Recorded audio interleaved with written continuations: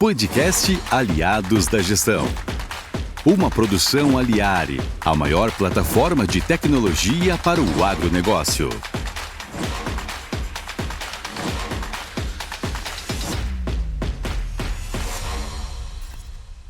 Fala pessoal, tá começando mais um episódio do Aliados da Gestão, podcast da Aliare que fala sobre oportunidades e desafios de quem vive o agronegócio.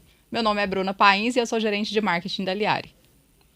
Olá pessoal, eu sou Fábio Petri, especialista de marketing em produtos também da Aliare, da ABU de máquinas agrícolas. E hoje o tema que a gente vai trabalhar é um tema bem delicado porque às vezes é esquecido nas empresas, que é o marketing. E para isso a gente tem um convidado especial, mas eu vou deixar ele mesmo se apresentar. Tudo bem, pessoal? Prazer estar aqui. Gratidão pelo convite. Eu sou o Francis Barros, já trabalho com marketing no agro já há 22 anos e sou o CEO do grupo Agromarket, em que tem a inusitada Agromarket, que é uma agência de marketing para o agro, a AgriEventos, que é uma produtora de eventos, e o Congresso Internacional de Marketing Agro, o Agromarket Summit. Prazer estar aqui com vocês. Ah, legal. Tava no Agromarketing, bem legal o evento, viu? Que bom, que bom. Foi a nossa terceira edição, né? Sempre é um desafio, porque quando nós começamos o Agromarket, era uma dor nossa da agência. Então, tanto é que a gente pensou o evento para 30 pessoas. Nós estávamos em 15, eu falei, 50% já está lotado. E aí aconteceu uma coisa muito louca com a gente, porque nós reservamos um hotel aqui em Goiânia e o hotel fechou, faltando 2 meses para o evento. E aí, naquele desespero de achar um novo local, eu falei com o presidente da FAEG, o José Mário, ele cedeu o auditório, o que nos ajudou pra caramba, mas criou um outro desafio. De 30 pessoas, o auditório era para 300 pessoas. Então, imagina eu colocar 30 pessoas no auditório. Foi um desafio bom, então. Foi, mas depois de muito trabalho a gente conseguiu, né, encher o evento, foi muito bacana e inclusive já vieram pessoas de outros países. Foi aí que a gente pensou, falou, poxa, essa dor não é só nossa, dá pra gente poder aumentar isso daí.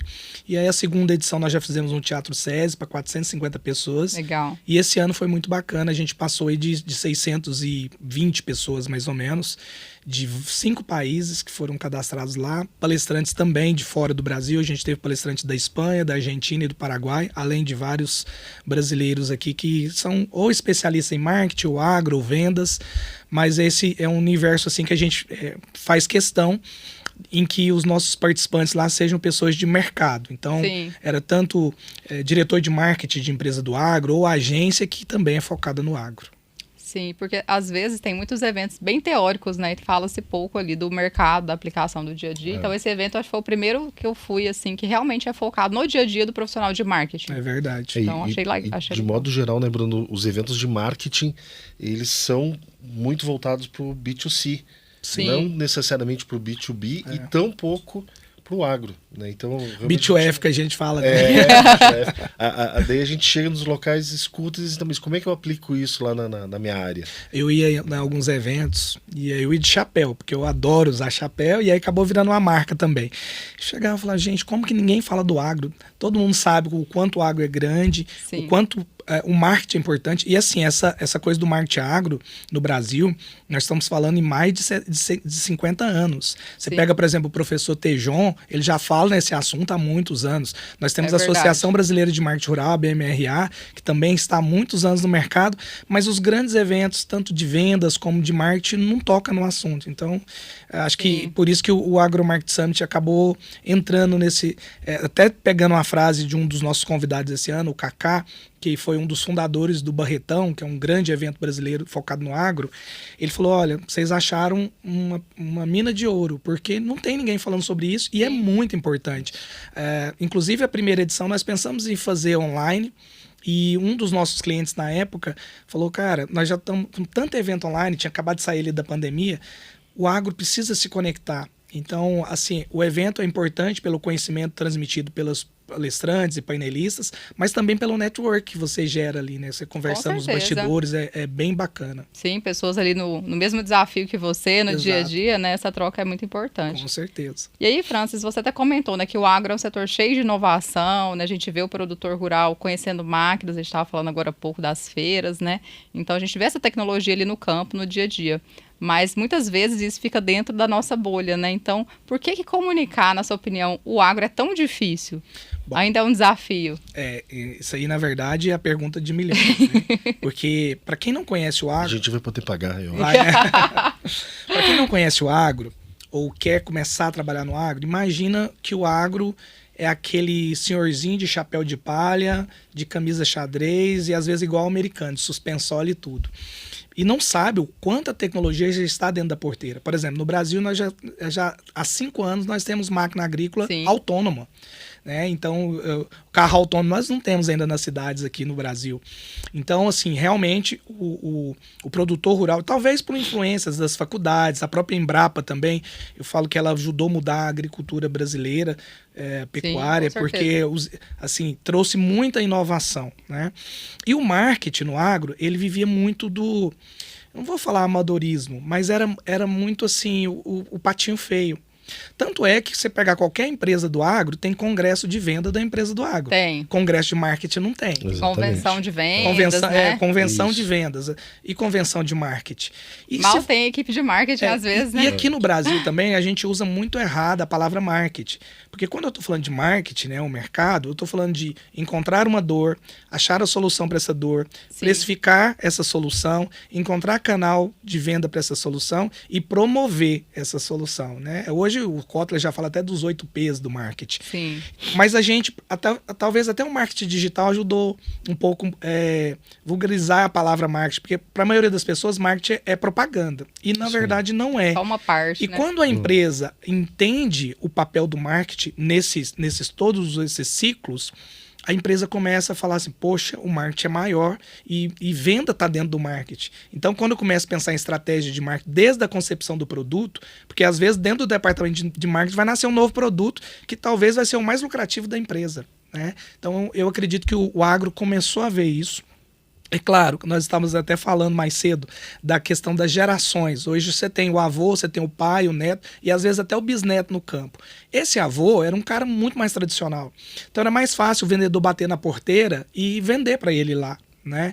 O pai já foi um pouco diferente, agora o neto e bisneto, esse cara ele não é fiel às marcas e ele está em outros canais. Por isso que o digital, a comunicação digital cresceu tanto, a participação em eventos também, porque acaba que para eu abrir porteiras, eu vou ter que comunicar mais. Então eu acho que agora começou a quebrar essa bolha de não faço marketing, não faço comunicação, para eu preciso de marketing, eu preciso de comunicação. Até na minha palestra lá no Agro Market Summit, eu fiz uma brincadeira com o público. Falei, olha, vocês acham que tem que ter uma pessoa, o departamento de marketing nas empresas? Aí todo mundo, sim. Eu falei, não precisa não. Aí o pessoal, como assim? Falei, todas as pessoas da empresa deveriam conhecer de marketing. É claro que você tem que ter coordenador, diretor, mas todo mundo, os vendedores têm que entender de marketing. Porque hoje, por exemplo, comunicação mesmo, se o RTV da empresa ele tem um bom posicionamento digital, isso pode abrir uma porteira para ele. Né? Então todo mundo tem que começar a olhar brand pessoal, né? Investir nisso, investir num curso de oratória, aprender a editar um vídeo, porque, por exemplo, mesmo você tendo um departamento ótimo de comunicação, quem está no campo muitas vezes é o vendedor. Se esse cara sabe usar um drone, fazer um vídeo, né, como prova social lá do produtor, vai agregar muito na comunicação 360 da empresa. Cada colaborador é a imagem da empresa, né? Então também essa questão do branding que você comentou, assim, as pessoas enxergarem isso, né? Isso. O Francis, pelo menos na parte de máquinas, a gente percebe isso, assim, que tá, nos últimos anos o processo de sucessão tem sido muito forte e o pessoal que está assumindo agora está vindo com essa skill mais tecnológica, mais apurada, ou mesmo de valorização do marketing. Tu acha que isso aí realmente faz uma leitura geral do agro? Ou ainda temos passos a dar? Eu acho que a gente já andou bastante. Por exemplo, tem um dado de uma pesquisa de 2 anos atrás da BMRA que mostra que o produtor rural brasileiro está 20% mais conectado do que o produtor rural americano. Esse é um dado importante. O segundo dado importante também dessa mesma pesquisa, de que os filhos dos produtores no Brasil voltam mais para o campo do que o americano. Então o americano ele vai estudar na cidade e às vezes fica na cidade. Sim. O brasileiro muitas vezes volta para ajudar os pais. Então tá se criando essa grande comunidade. E o marketing para esses mais jovens já faz parte do dia a dia, porque muitos são nativos digitais. Né? Então é um cara que está no WhatsApp ativamente, faz pesquisa. Então hoje, inclusive, a gente tem debatido muito sobre como aparecer no ChatGPT. Porque as perguntas sempre eram Google, uma empresa de tal. Agora não, muita gente está fazendo pesquisa através das IAs. E como que eu me posiciono para aparecer numa IA? Então eu acredito que o marketing, nesse ponto, ele ganhou muito potencial. Além do que, a gente está criando novos canais de venda. Durante a pandemia, para vocês terem uma ideia, a gente atendia uma empresa de pó de rocha. E não podia, estava todo mundo preso. E a gente fazendo um trabalho de SEO com eles e também depois de tráfego pago, eles cresceram absurdamente. Então hoje, boa parte das vendas são online, mesmo sendo pó de rocha, que é vamos dizer assim, é um produto que parece que não combinava muito com a internet, né? Sim. E é engraçado você comentar isso, porque a gente estava outro dia mesmo vendo um relatório do MyFarm, que é um produto nosso focado em produtor rural, e aí a gente viu que uma parte das buscas já estão vindo das ferramentas de IA. Né? Então a gente sempre teve ali muito forte a busca orgânica, mas a gente já começou a ver uma pequena participação de leads chegando pelas ferramentas de IA ali, buscando no Google. Exato. Ao invés de buscar no Google, aliás. Até um ponto de atenção horários de atendimento. Porque se tem gente online pesquisando vocês, o que impede dele de um final de semana, da madrugada pesquisar? Com certeza. E aí, se a gente não tem uma forma de atender, mesmo que seja às vezes com uma IA, com uma automação, a gente acaba perdendo oportunidades. Sim.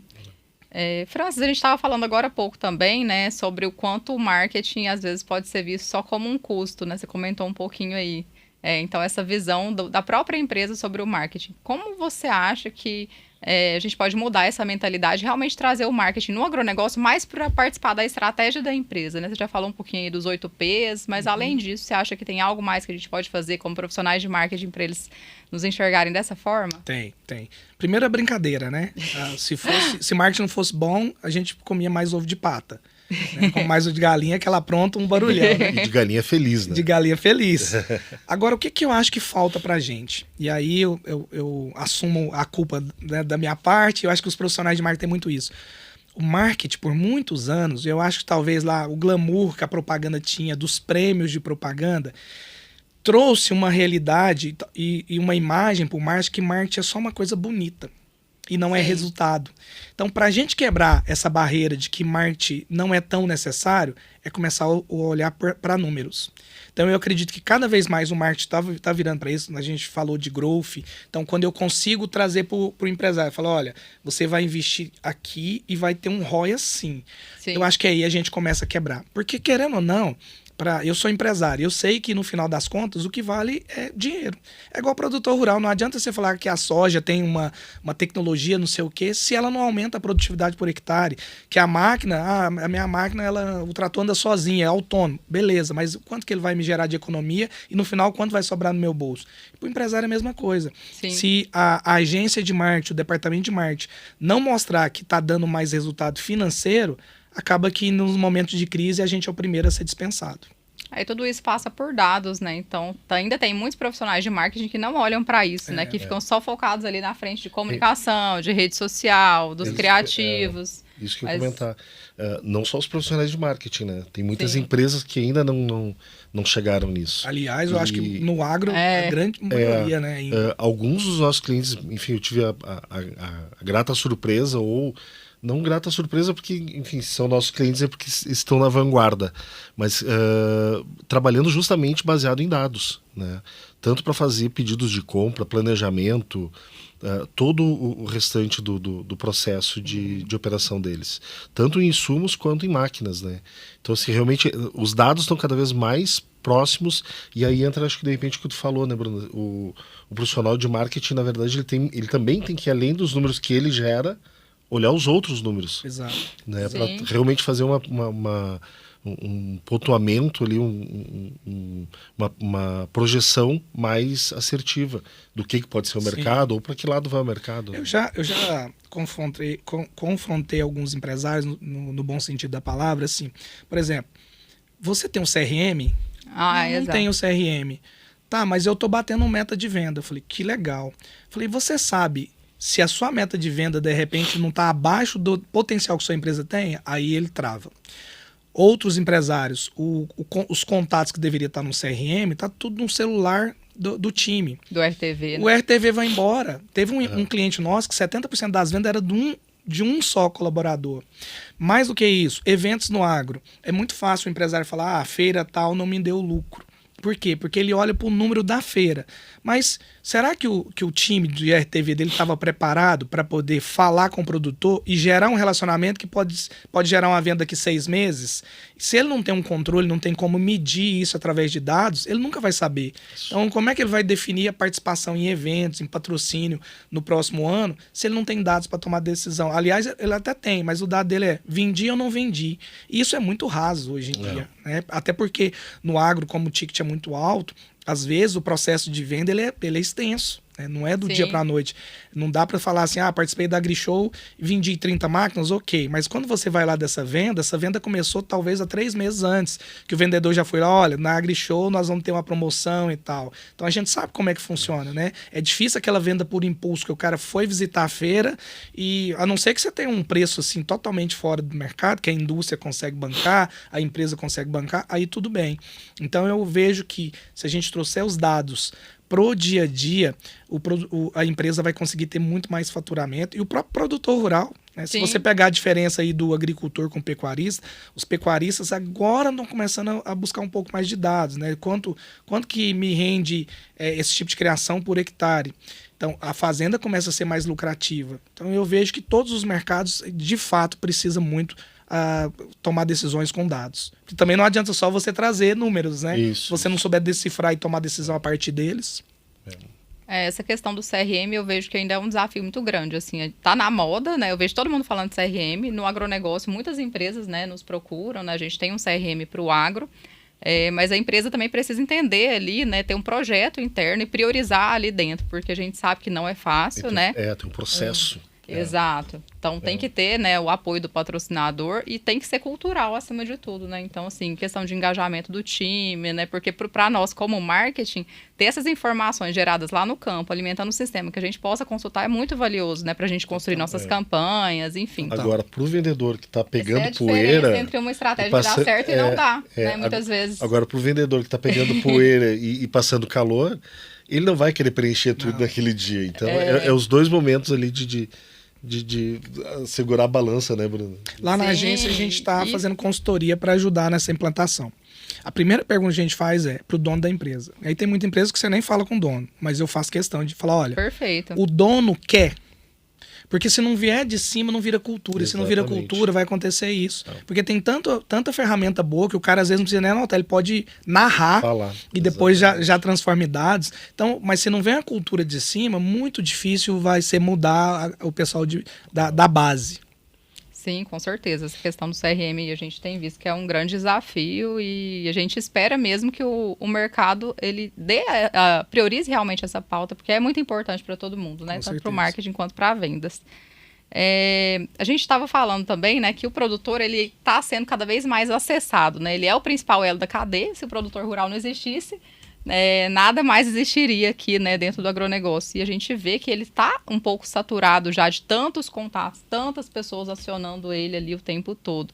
E aí eu queria ver, na opinião de vocês, como acessar esse produtor ali de uma forma que a gente realmente consiga se conectar com ele. Bom, eu tenho uma frase no meu livro que eu gosto muito e aplico no dia a dia. A gente precisa ser mais interessante do que interesseiro. E eu vejo que muitos do time de venda e até mesmo de marketing está interesseiro. Por que você vê as redes sociais virando um panfleto digital? Porque você está tão no piloto automático que acaba fazendo o básico, né? E aí quer que o produtor compre. Vamos pensar em empresas que estão com marcas consolidadas, como por exemplo a Coca-Cola. A Coca-Cola, por que ela não para de fazer comunicação? Né? A gente, se eu perguntar em qualquer lugar, pensa no refrigerante, você vai lembrar primeiro provavelmente da Coca. Só que você não vê só propaganda, você vê uma campanha de Natal, por exemplo, que entra nas vidas da gente. Então, então o que eu vejo sobre isso? Para acessar o produtor, que até bem pouco tempo nós tínhamos pouca concorrência, você tinha 4, concessionárias de máquina agrícola, poucas de insumo, nutrição animal tinha 2 no Brasil, que eram muito fortes. Hoje não, hoje tem, em toda a região tem. Os chineses entrando agora forte com máquinas agrícolas para cá, né? Só esse ano na AgriShow acho que teve 2 marcas que chegaram no Brasil. para que a gente consiga, a gente precisa criar relacionamento. Nós estávamos falando sobre, por exemplo, as empresas começar a trazer educação, mas educação mais aprofundada. Eu chego nos clientes e falo assim, cara, você promoveu um dia de campo, não gravou as palestras para gerar um conteúdo rico, porque você trouxe lá um doutor em raiz de milho, e esse cara trouxe um monte de novidade que poderia virar um conteúdo, que aí sim o produtor vai começar a seguir uma rede social sua, começa um relacionamento, isso é igual um namoro, né? Não dá pra você chegar na festa e já vamos ficar junto aqui, não. Precisa criar um relacionamento mais de longo prazo. Então eu vejo que é ainda desafiador, não tem uma fórmula certa, mas eu acredito que sendo mais interessante do que interesseiro, ou sendo mais humano, porque hoje, ainda mais depois da IA, eu falo que as pessoas estão ficando mais robótica do que o robô. É um copia e cola do ChatGPT incrível, né? Então, assim, se eu consigo trazer uma humanidade para trás da marca, por exemplo, às vezes mostrando um rosto. Né? Tem um monte de marca no agro agora que os CEOs estão começando a fazer a campanha, a participar mais de palestras. Eu acho que isso aproxima com o produtor rural e no final das contas, né? Mesmo a gente tendo outras gerações, o agro funciona muito no aperto de mão, né? Vem lá daquela tradição do fio do bigode. Então, acho que isso está faltando hoje em dia. No modo geral, hoje qualquer consumidor, seja B2C ou B2B, ele tem acesso à informação a hora que ele quiser. Sim. Agora, debater essa informação é o que eu brinco lá com a nossa equipe, que é o fator amigão, né?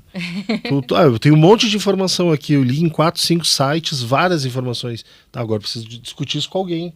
Então, a venda consultiva, ou às vezes, como o Francis falou, se portar como uma pessoa mesmo. Vamos trocar uma ideia e pode ser que o software ou o produto que tu queira não seja o que eu estou vendendo.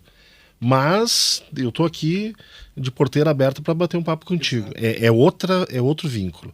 E geralmente esse aí vai voltar. Né? Essa pessoa que foi bem recebida, ela vai voltar em algum momento ou vai indicar e dizer, olha, para mim não serviu, mas vai lá e conversa com eles, porque eles entendem do que estão falando. Eu cheguei lá com um monte de perguntas, eles me responderam todas, tiraram minhas dúvidas, e pode ser. Então, assim, não focar realmente só na venda, mas no relacionamento mesmo, né? Eu acho que é o grande viés de aproximação, ainda mais para quem ainda tem um pouco de resistência, né?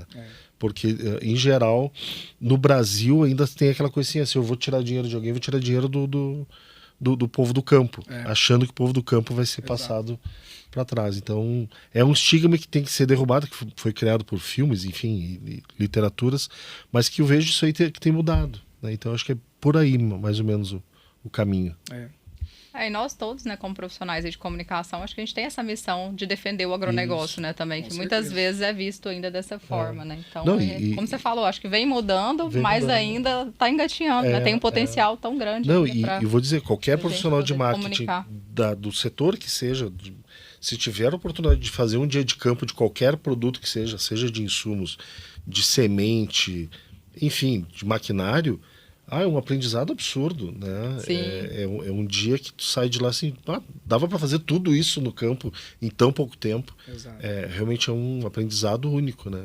Engraçado. Sala de aula a céu aberto. A céu aberto, exatamente. A primeira vez, tem 10 anos mais ou menos que eu trabalho com agronegócio, né, no marketing. E a primeira vez que eu fui visitar um produtor, a gente foi gravar um vídeo, um cliente da Liari, e aí um grande produtor ali da região de Formosa, e ele falou para mim, né, falou, Bruna, muitas vezes as pessoas acham que ganhar dinheiro é pecado aqui no Brasil.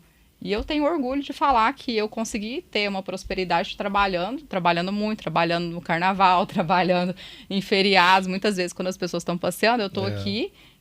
E eu percebo que esse trabalho também ajuda a comunidade, né? Então, eu consigo aqui ajudar a gerar emprego, consigo ajudar a gerar renda. E eu não posso ter vergonha de falar isso. Para mim é um orgulho falar isso. E aquilo ali eu me lembro que foi um start na minha cabeça, assim, do quanto o agronegócio pode ser próspero, né? Ali no interior, muitas vezes a gente não percebe, né? Onde que essas atividades podem chegar ali. Então, foi um aprendizado ali a céu aberto, como você falou, para mim. Que legal. Então, a resposta para essa pergunta depende, né? Depende do perfil do produtor, depende igual agrônomo, do canal. Depende. Depende do canal, né? Um pouquinho de online, um pouquinho de offline, muitas vezes. O mais importante é o relacionamento, né? E como mesmo que seja no digital, você consegue criar relacionamento. Ser humano, né? Vocês aqui mesmo, vocês estão criando um canal de comunicação, trazendo um conteúdo rico, que vai ensinar as pessoas, e ao mesmo tempo a marca de vocês está estampada. Então, eu acredito que isso é ser mais interessante do que interesseiro. Vocês aqui, em nenhum um momento está vendendo explicitamente, colocando mais de forma subliminar, a gente está levando a marca. Então eu acredito Sim. que esse é um caminho bacana. Lembrando que o agro, acho que a gente não pode desperdiçar nenhum canal. A plaquinha na beira da estrada, da lavoura, ela é importante, ela é uma prova social. Se nessa lavoura está usando esse produto, quer dizer que esse produtor fala, eu confio. Exatamente. Então, acho que o agro ainda funciona muito isso. Acho que o off e o on se comunicam muito bem, assim como os eventos. Legal. Vamos falar agora um pouquinho de polêmica, né? Falar um pouquinho de marketing e vendas. A gente vê em muitas empresas, né, essas duas áreas. O gongo. Bim, bim, bim, bim. Mas a gente acredita muito que essa união, né, quando dá certo, quando as duas áreas olham juntas, né, ali para o resultado, a gente tem uma oportunidade muito grande de gerar sinergia e de realmente alcançar ali os objetivos da empresa. Como que você enxerga isso, Francis? Lembra que eu falei da questão do CRM? A gente precisa do dono. Sim. Tem que ser cultura. Tem que ser cultura. Por quê? Porque geralmente o que acontece? O cara monta uma empresa, monta o time de venda. Aí tem RH, financeiro, jurídico, não sei o quê. Opa, não está acontecendo. Vamos trazer alguém de marketing, ou contrata uma agência, uma pessoa. Essa pessoa já entra com o carro andando. Então é aquela coisa, vou trocar a roda do carro com o carro andando. Uhum. Se isso nasce de uma cultura, eu vou dar um exemplo. Teve um cliente que a gente fez uma consultoria e ele tinha pivotado a empresa dele e começou do zero. Time de venda. Então, quando a gente entrou na consultoria, a gente ajudou a criar todo o processo de vendas, só que a gente já criou o processo de venda alinhado com o processo de marketing. E nós fizemos também o recrutamento. E no recrutamento, das tarefas do vendedor, do RTV, era fazer vídeos, fotos e participar de um treinamento. Então, no treinamento, a gente treinou eles para aprender a fazer vídeo, editar vídeo. Por quê? Porque ele estava no campo. Então, quando a gente, dentro do processo, mostrou para ele que o marketing está dentro de vendas, por exemplo, lá a gente não pôs a figura do SDR sendo o vendedor, porque eu acho que esse é um problema. Às vezes o marketing gera um lead, passa para um RTV que está com a vida ali, campo e tal, 5 dias depois ele vai ligar para aquele lead. Então a gente implantou um sistema de SDR interno que fazia toda a qualificação e aí o agendamento da reunião. Então, assim, funcionou melhor. Não quer dizer que foi uma receita 100%, mas já funcionou muito melhor. Então, só resumindo e respondendo sua pergunta, eu acredito que isso tudo vem parte de uma cultura. A empresa precisa querer e depois pôr as equipes para se conversar.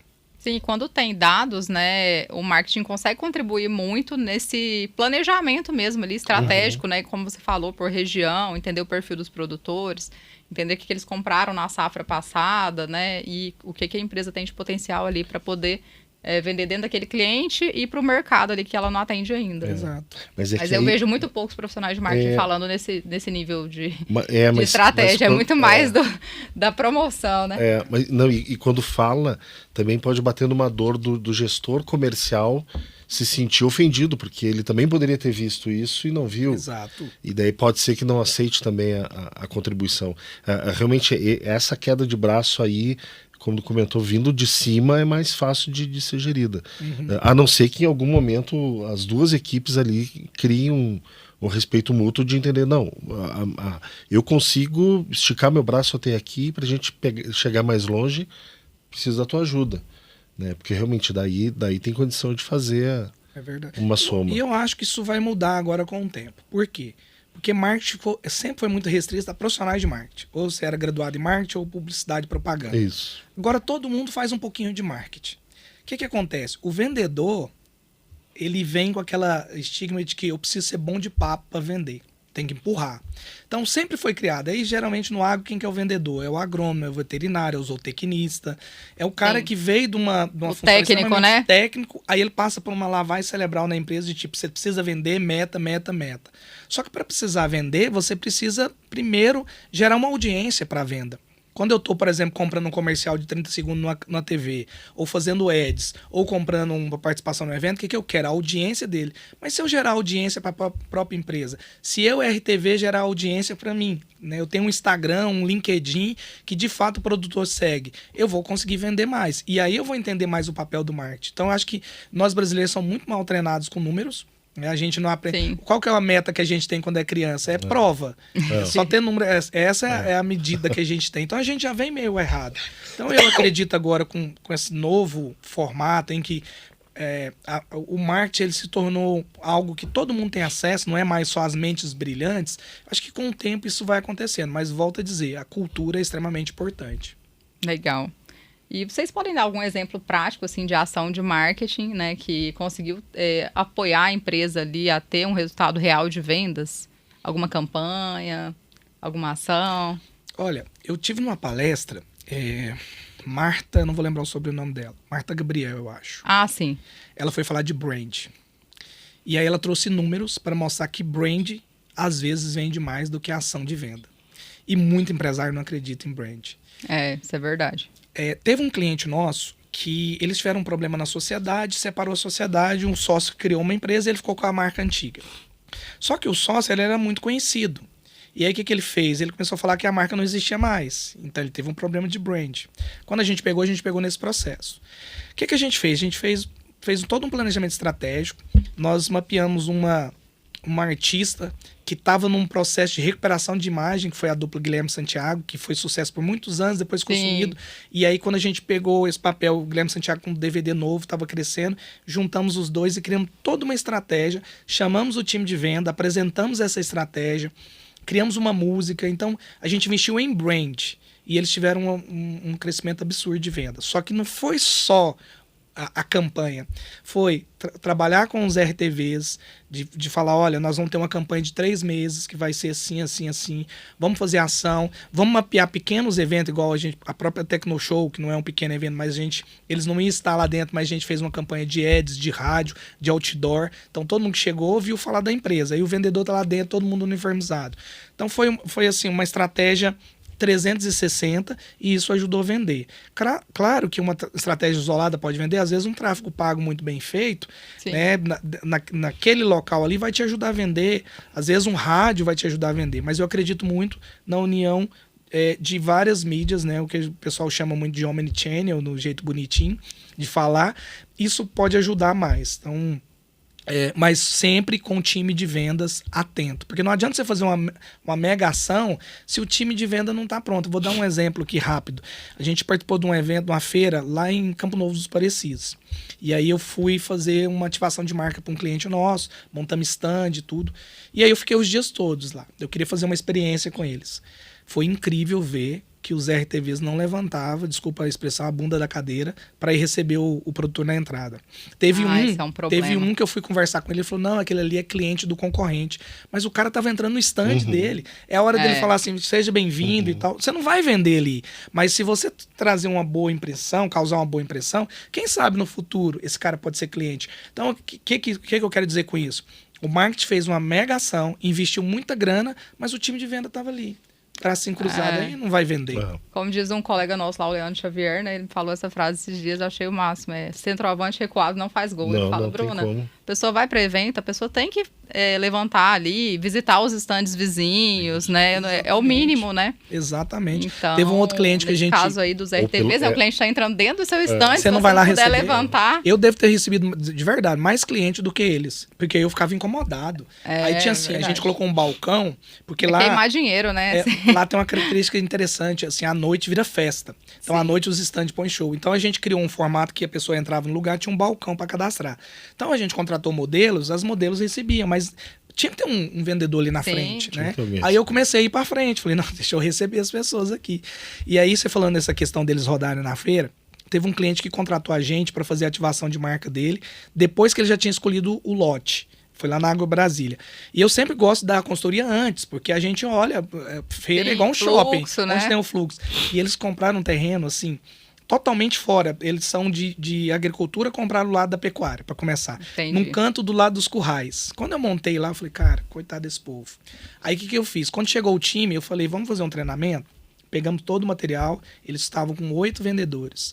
Pegamos 4, fazia rodízio. 4 sai na feira, convida para vir.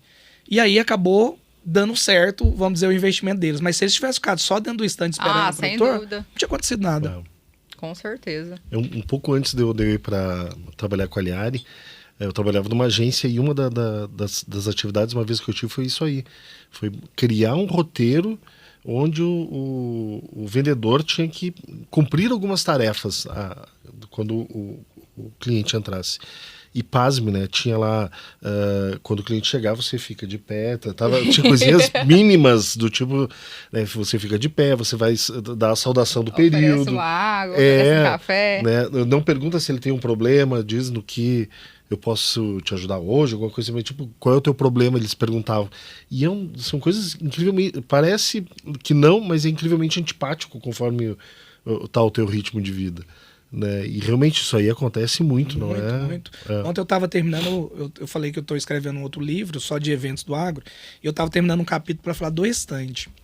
A gente precisa pensar o stand de forma estratégica. Eu não posso, por exemplo, colocar na entrada do stand já o café, porque o cara pega o café ali e já sai. Vai embora. O brinde tem que estar lá no fundo. Então, você tem que pensar nisso. E o time, é o que você disse, tem que trazer uma cartilha para ele de beabá mesmo, porque senão eles não vão fazer. E tem que ter um gestor ali, um coordenador, para ficar de olho. Porque o que acontece muito em feira? Vocês já foram bastante feira.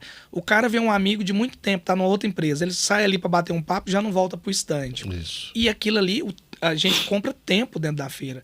Aquele tempo que foi, se ele ficou 30 minutos fora e veio 3, 4 clientes que ele poderia ter atendido, aquilo já foi, ele não vai recuperar aquele tempo. Então eu vejo que as empresas às vezes investem muito numa estrutura do stand, mas esquecem dos detalhes assim mínimos que podem fazer uma taxa de conversão maior. Com certeza. Essa reflexão é maravilhosa. Que a gente compra tempo na feira.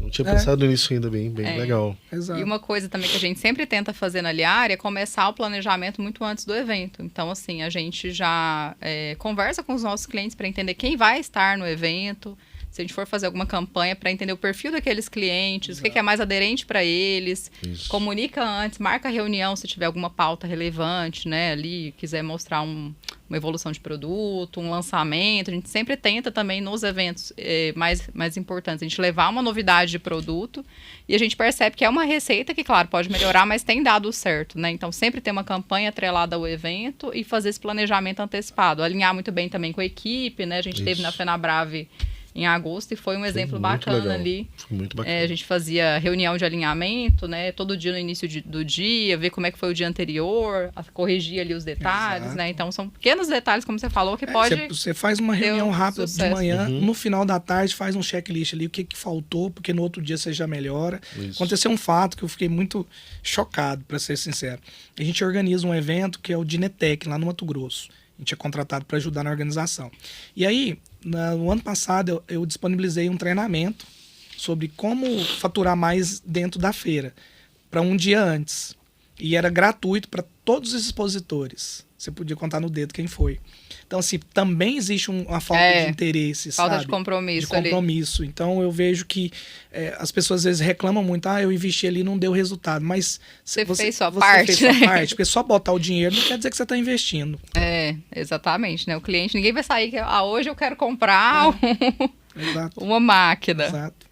E é engraçado, você comentou ali também do happy hour, né? Que sempre tem nos eventos de agro. E se eu não me engano, a gente já fechou uma venda que não foi na feira, mas nesse momento do happy hour ali, a gente conseguiu ter uma conexão mais forte, né? Num evento que a gente faz para cooperativas e depois virou uma venda. Isso. Então, é importante aproveitar todos esses momentos e a equipe que está lá realmente ter esse perfil mais proativo, Sim. né?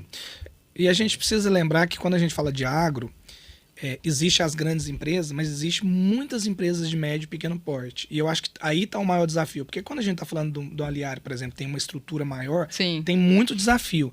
Mas tem empresa que tem desafio, assim, por exemplo, essa semana mesmo, a semana passada eu fui fazer uma reunião com uma empresa de consultoria agrícola. E ele eu quero tudo de marketing. Eu falei, o que é tudo de marketing? Eu quero um site, eu quero as minhas redes sociais, quero mudar minha logomarca, fazer uniforme, pintar os carros e fazer muita propaganda. Eu falei, legal, então vai falando, e toma nota. Aí eu fiz uma pergunta para ele que mudou toda a nossa conversa. Eu falei, qual é a sua capacidade de absorver novas demandas? Ele pensou, falou, não consigo atender nenhum cliente novo mais. Então, a comunicação não é o seu problema agora. Vamos ajustar, vamos fazer marketing mesmo, vamos pegar e fazer uma forma de você escalar o seu atendimento. Precisa contratar mais, precisa criar um novo produto. Porque se a gente fizer o que você está pedindo aqui agora, coisa, você vai ter que falar não para todo mundo. Isso é horrível. Né? Esse cliente raramente volta, né? Se ele chegou lá para comprar e aí não conseguiu comprar. Exatamente. Bom, pessoal, a gente está encaminhando aqui para o final, né, do nosso podcast. Eu queria ouvir de vocês, assim, quais tendências vocês enxergam aí para o agro nos próximos anos, ali falando de marketing? Quer começar? Não pode ser. Eu vejo que vai ser uso de dados para tudo, né? Recentemente a gente visitou uma fábrica aqui no Brasil de maquinária agrícola e eles tinham o controle total, 100% de cada uma das máquinas vendidas por telemetria, né? Então, quanto gastou de óleo, terreno percorrido, eficiência do motor, tempo de máquina ligada e parada, tempo de máquina em uso, se o trajeto que fez foi o melhor ou não. Isso aí, se for escalando para outros lugares e trazendo para dentro do marketing, a gente tem noção. Hoje a gente tem estimativa que o maquinário é trocado a cada 8, 12 anos. Mas com esses dados em mãos, tu consegue ter de fato. Não é 12 anos, é 11 anos e 3 meses. Sim. Né? Então a tua campanha já se antecipa, ou tuas noções mesmo de negociação com o mercado. Né? Porque, como o Francis falou, não basta ser só venda, mas entre a venda e a recompra, por assim dizer, eu tenho que manter o contato com esse cliente. Eu tenho que manter ele me preferencializando, né? Porque fiel ele não vai ser. Né? Se entrar uma máquina, um produto com melhor preço, muito possivelmente ele troque. Mas se ele me preferencializar, não, eu prefiro realmente eles, porque por mais que não seja o melhor preço, ou enfim, eles me atendem bem, então permanece. Eu acho que os dados o uso dos dados ali, vão né, trazer a favor desse marketing para conseguir visualizar de forma ampla e de longo prazo. Né? Eu acho que vai ser por aí. Eu acho que vai ser mais ou menos o caminho do agro já está tomando. Né? Sim, eu concordo. Acho que esse uso dos dados ali vai expandir muito o potencial, né, do marketing, como a gente pode criar materiais, campanhas mais aderentes, mais personalizadas, né? Porque não adianta também a gente fazer um conteúdo que não tem nada a ver com o que o cara quer, né? Então, se a gente consegue entender o comportamento, né, quais são os assuntos de interesse com mais exatidão, a gente consegue realmente levar essa comunicação de forma mais relevante, se conectar aí com esse produtor, enfim, com essas outras empresas aí do agro. Legal. Eu, na verdade, eu vejo 3 grandes tendências. Uma, obviamente, são os dados. Eu até vi o iFood está fazendo algo muito interessante que a gente pode pensar em copiar para o agro, que é mais ou menos o que você falou das máquinas. Hoje ele consegue mapear dentro da região, que, por exemplo, setor marista em Goiânia, quais pedidos estão sendo feitos, mas que não tem um comércio que atende. Por exemplo, pamonha. Não atende pamonha naquele... Isso é um problema, hein? Quando faz frio aqui em Goiânia. E aí ele consegue mapear e soltar dados e mandar para quem já está no iFood. Fala, cara, você faz o tipo de produto A, B ou C. Se você pegar o próprio ingrediente que você já tem, você consegue gerar esse novo produto que está tendo demanda na sua região. Ou seja, usando os dados com inteligência para gerar um novo produto. Então, acho que quando a gente fala de usar dados, tem uma gama de possibilidades. Então, eu acho que é uma das tendências. E talvez não é nem tendência, já é uma realidade, dados. Né? Agora, o que eu vejo como tendência, a primeira delas é educação. Eu acredito que as empresas do agro vão tratar como estratégia de marketing a educação, seja criando plataformas online, seja criando eventos pequenos, por exemplo, pegar uma turma de produtor, levar para uma feira lá na China para ver sobre uma nova tecnologia e ali fazer participar de alguns treinamentos ou de algumas palestras com os próprios criadores. Então eu vejo que a educação ela vai ser uma estratégia de marketing muito forte nos próximos anos. E uma outra tendência, e aí vai contra muito o que está acontecendo no mundo, é humanização. Porque a gente está ficando... Foi tão rápido a chegada da inteligência artificial, assim, rápido desde que ela popularizou, porque a inteligência artificial tem há muitos anos, mas tem uns 2 anos que ela de fato se tornou mais acessível para as pessoas. E ela está ficando uma coisa bizarra, né? Eu estava estudando sobre o Sora 2, os vídeos do Sora 2 vai ser quase impossível você distinguir qual que é uma realidade, qual que é o dele. Então eu acho que isso vai crescer muito. Só que eu acho que vai faltar humanização. Vou dar um exemplo rapidinho aqui. Eu conheci um dono de uma revenda pequena, que para ele a melhor coisa que aconteceu foi quando chegou essas grandes multinacionais comprando pequenas revendas e se tornando grandes. Por quê? Porque o produtor parou de falar com o dono. E aí a grande empresa, por exemplo, ela tem um processo muito mais burocrático. E aí os pequenos começaram a crescer. Agora qual vai ser o desafio? Como é que o grande vai ser adaptar a região, porque o Brasil é muito grande. Então eu vejo que a comunicação, o marketing, que essa coisa de disparo automático, de post todos os dias, isso aí, na minha opinião, isso vai acabar. Vai acontecer da gente fazer menos com mais qualidade e mais humano. Então, para fechar, as 3 tendências que eu vejo, dados, que já é realidade, a educação como marketing e humanização das campanhas.